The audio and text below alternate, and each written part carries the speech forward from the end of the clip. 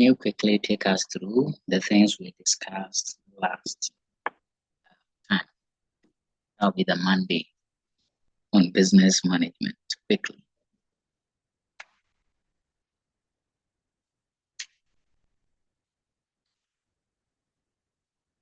So this Monday I was having network issues, so I think I contacted you earlier.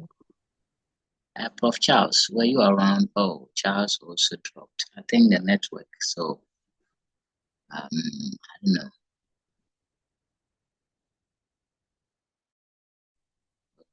It's back. Okay, so last week I think we looked at communication.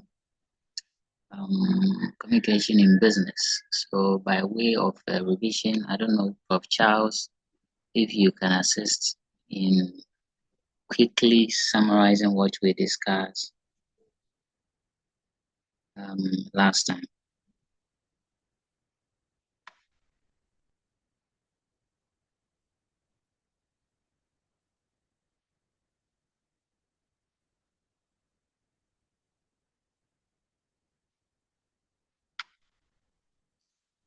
Yeah, Prof. Charles, would you try for us? Last time we were on communication in business. Okay. And then we talked about communication itself, and then we did the communication.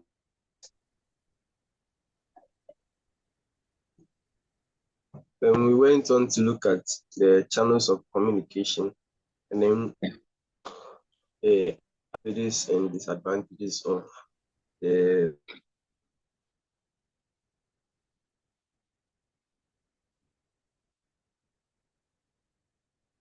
Okay. I think I appreciate that. I appreciate that so much. So, Prof. Deladem, just for your perusal, we discussed communication. And I think in your own words, you can define communication because every day you have been communicating. So probably let me hear your inputs regarding communication. Then maybe I'll pick it up. So what is communication to you personally? So I would say the transfer of information from a sender to a receiver. Yeah. Okay, so the transfer of information from one party to another, right? That is true. And it could be an idea, it could be a knowledge that is being transferred. Okay, great. So for example, if I sit here and I write a letter and post to another person in the United States of America, that will be considered as communication, transfer of information. However, we did indicate that communication goes through a process. Okay, so communication goes through a process. People don't just get up and communicate. It goes through some steps. And one of the first steps is perception of the idea. Okay, so you would have to perceive an idea and then followed by encoding the idea. Okay, so for example, you are there, you perceive an idea that, okay, why not tell Kofi how I spent my Easter holidays? So that idea pops up in your head. Then you begin to, or you do the next thing of encoding that idea. Okay, so if I want to write Kofi a letter, or if I want to tell Kofi about how I spent my holidays, how should I do it? Should I give him a phone call or should I write a letter? So you begin to think about how to present that conceived idea to Kofi. And so that process of you trying to put the idea in a format that can be transferred to Kofi is the encoding stage, right? So you perceive the idea, you encode the message. After encoding the message, you have to transmit the message through the appropriate media or medium. Then, of course, the next will be that the receiver, that's Kofi, would also have to receive that information, okay, and then try to decode, okay, try to decode. So Kofi will receive and decode the message, and it doesn't end there. Kofi would have to give feedback.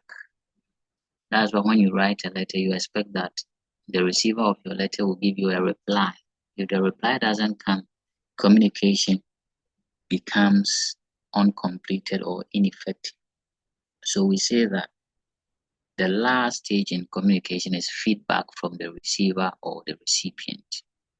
Okay, the person receiving your information should give you feedback. Otherwise, it's not a proper communication. Okay, Prof. Eunice, you are welcome. Okay, so take note of it. Feedback is very important in communication. So like Prof. Charles hinted, we also looked at the channels of communication, the channels of communication. The channels of communication. And here we're trying to look at the various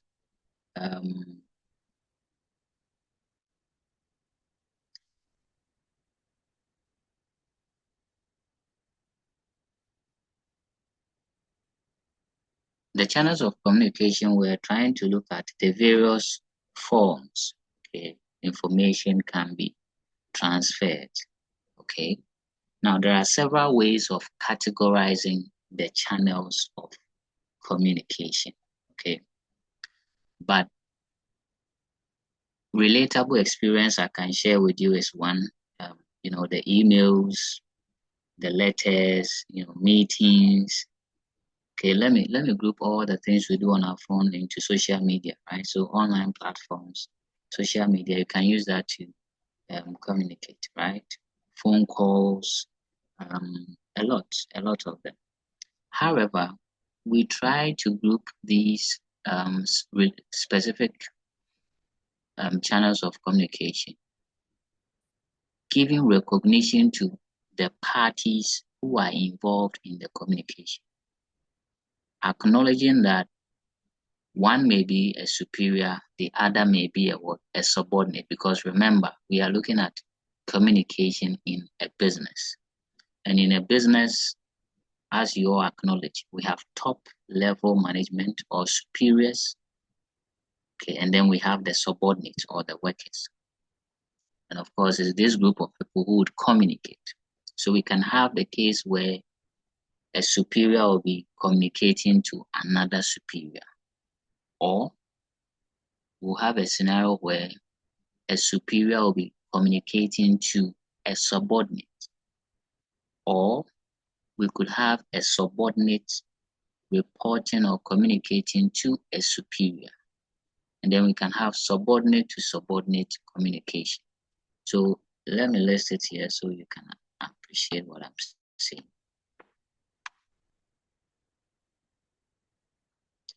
And I think last time I used the examples in the home, right, to demonstrate this, that you can have your father speaking to you, or you speaking to your father, or your father speaking to your mother, okay, or you speaking to your twin brother or sister, right? So the parties involved really lead us to looking at these categorization of the channels of communication into three: vertical, horizontal, and diagonal. Vertical, horizontal, and diagonal. And again, let me use the family experience to make you appreciate it. So in the home, we all know that the father and the mother seem to be on the same level, right? They are the top members of the family. Then it comes down to maybe the senior brothers and sisters based on the order of age, right? To the last born or the last member of the family. So if your father is communicating with your mother, then we say this communication is between people in the same rank. or have the same level of authority. If it's between your father and your senior brother, you see there is a shift in authority because your father has more authority than your senior brother, right? Or your senior brother talking to you, the last born or the last born. There is that difference in levels or rank in the family.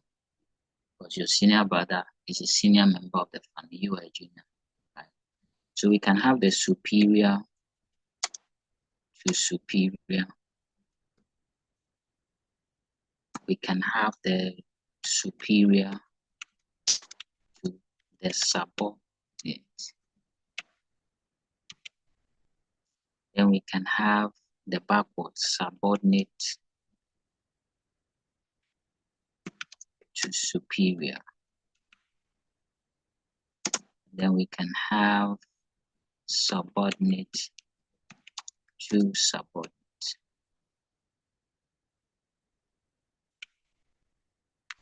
Okay, now let's try and make some meaning out of it. So if the communication is between two superiors or two subordinates, then professors, we can all attest to the fact that these parties are all on the same rank or level, right?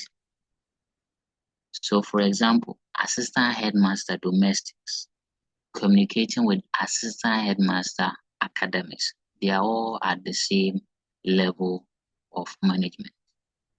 Or a house prefect of, let's say, I don't know some of the houses you have in your school, but let me use. So a house prefect of St. Joseph's House communicating with the house prefect of maybe Father Glenn House. They are all house prefect, they are all on the same level or rank.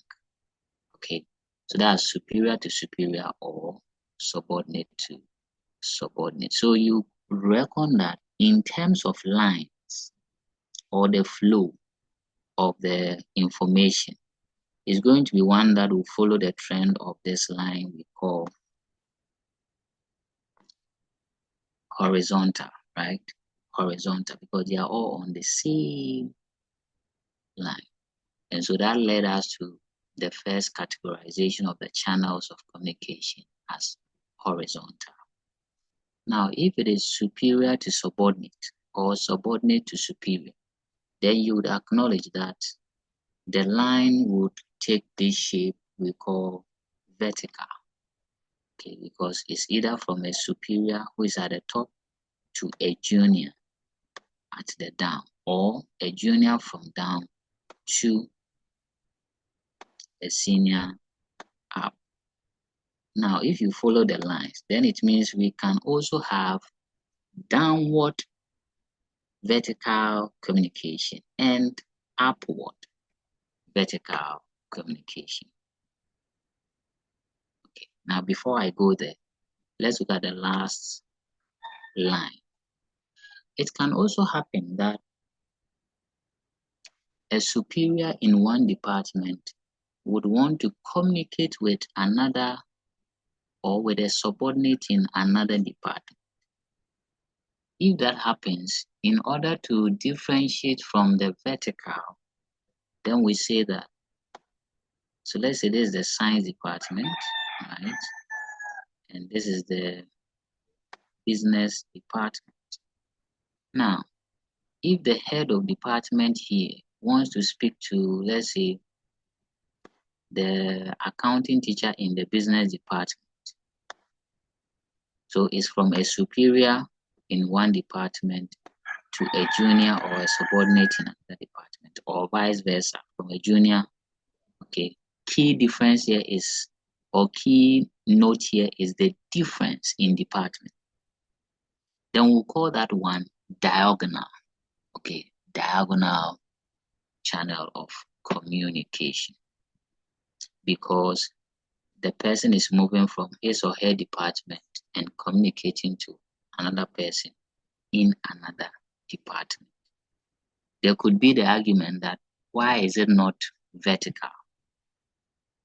We would want to acknowledge that these parties are not in the same department.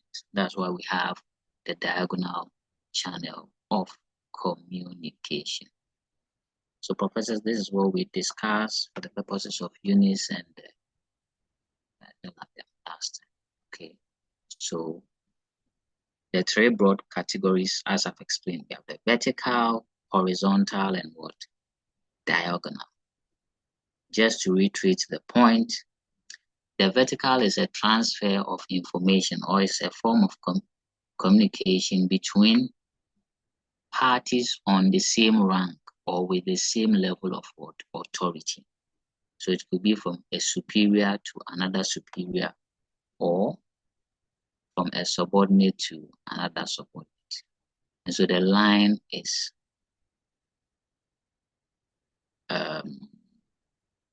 if I'm speaking to the vertical, then the line is like this, as you know, the vertical line, right? But what I spoke about, superior to superior, subordinate to subordinate, that will be the horizontal. Then the vertical is superior to a subordinate, or subordinate to a superior. That's how come we have the upward and downward. Okay. And we saw some of the uses of the upward and downward vertical communication.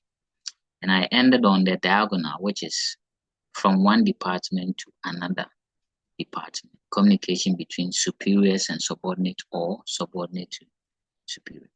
So any question before we move on to today's discussion? Any question, professors? If you are not clear about something you want me to. So if there's no question, let me ask this. If the school prefect, okay, please listen.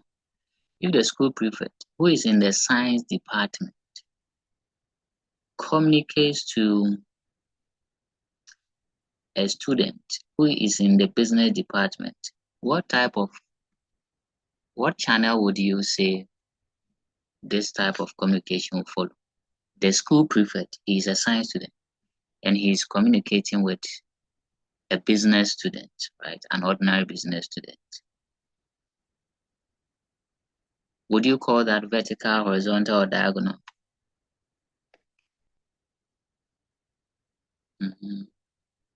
Whoever has the answer. Or let me call Prof Eunice. Or Prof Della before Eunice. Della.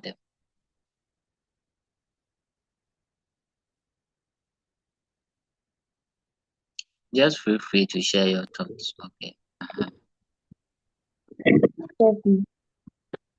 I think it's a vertical communication. Okay. What are your reasons? Simply because the school prefect is like in higher authority than the normal student. Okay. Okay, so that is true. I thought you were going to get confused because I said the school prefect is a science student and is communicating with a business student. So I thought the idea of they are in different departments, for that matter, is diagonal. But yes, it's vertical because if you look at a school prefect's rank, he is more or less like the representative of all the students, regardless of your department. Okay, so directly he has authority over all the students, whether you were business, art, or whatever. So the diagonal is also particular about the direct level of authority you have. Okay, so another example I would say for the diagonal is, let's say the boss or the head of the human resource management, okay, communicating with, let's say, an account officer. You would appreciate that the account officer has a boss who is the chief accountant, and it's not the human resource manager who supervises the account clerk or the account officer, right? So that fits for a diagonal channel of communication. Okay, so you should be careful with the vertical and diagonal, otherwise you might mix them up. Great. So let's look at today. Today, we want to look at an interesting subtopic under communication.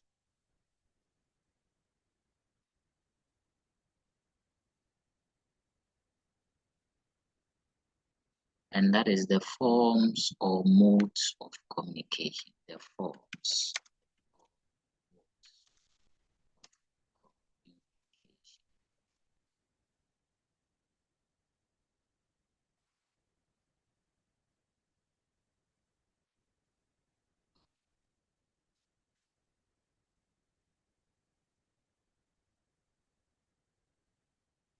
Now, when we say the forms or modes of communication, we know communication is transferring information, but you can do this using various modes, or it can be in various forms. Let me ask professors, if you want to communicate to somebody who is blind, how would you do it?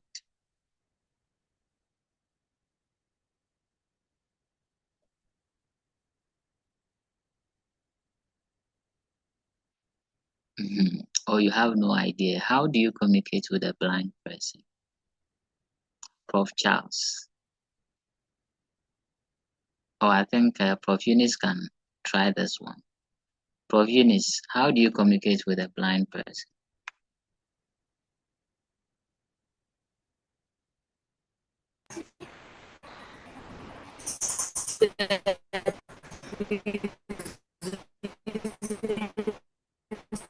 Oh,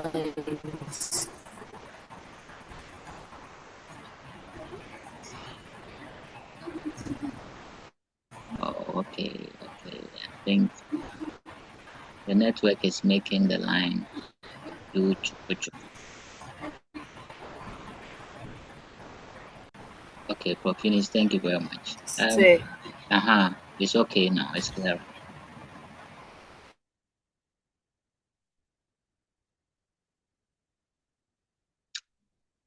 It came clearer, so if you can unmute and tell us or make the point again.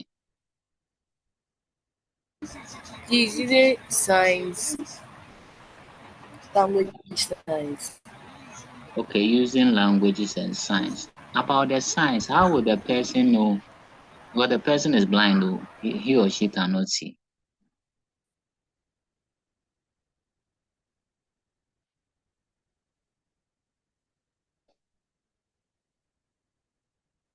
Just language. Okay, so that is the language. That's using your mouth to speak. Okay, the language. Okay, thank you very much. So I think the signs will work for a deaf person, somebody who is deaf, somebody who cannot hear, right? Okay. Now, I also wanted to find out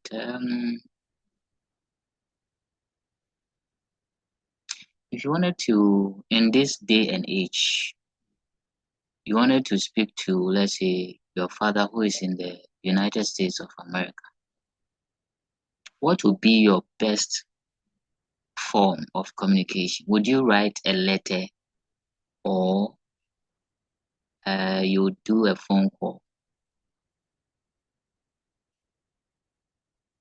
I think the obvious answer would be a phone call, because that would be faster compared to writing a letter before you go and post it, etc., etc. Okay, so professors, I'm asking all these questions to suggest to you that depending on who you are communicating with, right, or the agency of the communication, okay, the location of the person you want to communicate to, you need to choose the right mode or the right form of communication.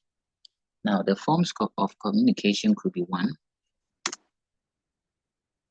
verbal or non-verbal. So it could be verbal or non-verbal. Verbal, because here we are going to use words, either written or spoken. We're going to use words.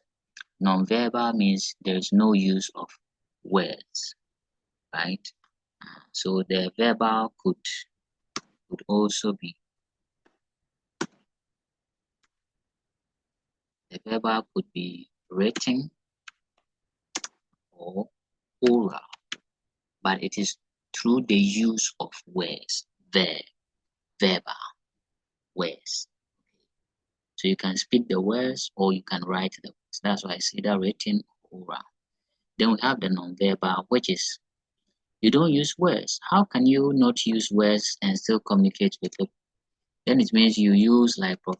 Lassie said, signs, okay, signs and facial expressions,